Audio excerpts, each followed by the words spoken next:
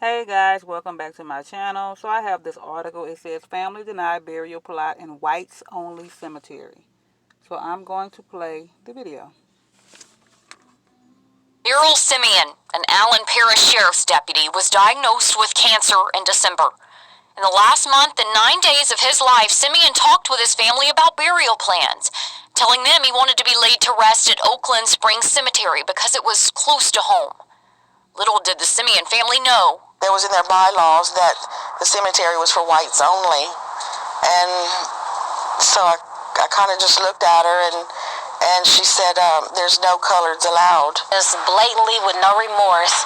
I can't sell you a plot for your husband. The president of the Oakland Springs Cemetery Association, Craig Vizinaw, outlined the clause in their bylaws, which says, quote, the right of burial of the remains of white human beings.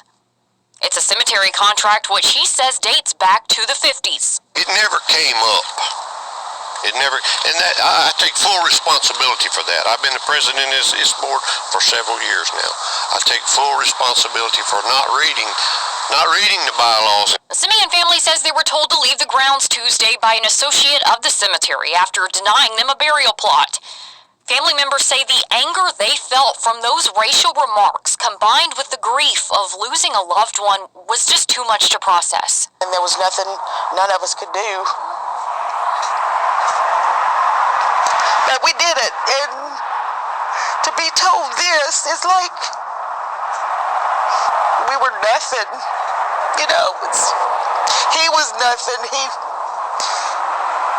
He put his life on the line for them. Everybody dies. They bleed the same. You die, you're the same color. Death has no color, so why should he be refused? Family says they then called around to other cemeteries, double-checking if they accepted any kind of body, whether it be white, black, or Hispanic.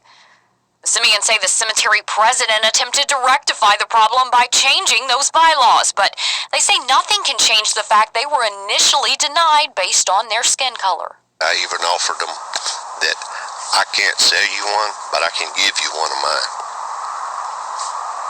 Yeah. That's how strongly I feel about fixing it. Okay guys, this is what I'm going to say about this situation. That president, he's playing crazy. He knows that that's a whites only cemetery. I mean, you read over the paperwork, you know the bylaws, you know that all the records on that cemetery shows nothing but white people. So you know that they don't want any people of African descent or black to be buried in that cemetery. And this is what I'm going to say about the family. Notice the family never identified as black. They just kept saying the color of their skin, and they told them people of color or no colors.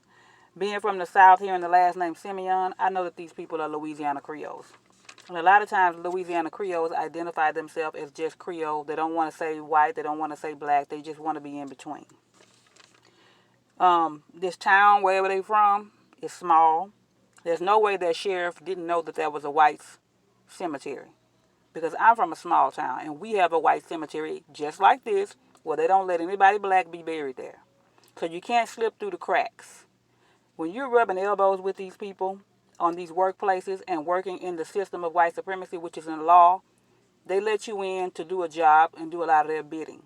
But when it comes to them sticking to their codes of not having you included in their burial grounds and certain other things, they use the law, the same system that this man was working for, to keep you out. So it's unfortunate that he couldn't be buried where he wanted to, and that was one of his wishes before he died. But you always have to remember that white supremacy has a way of reminding you who you really are. You can't even step out of line at death. So I will leave a link to this article in my comment section. Y'all stay safe. Peace.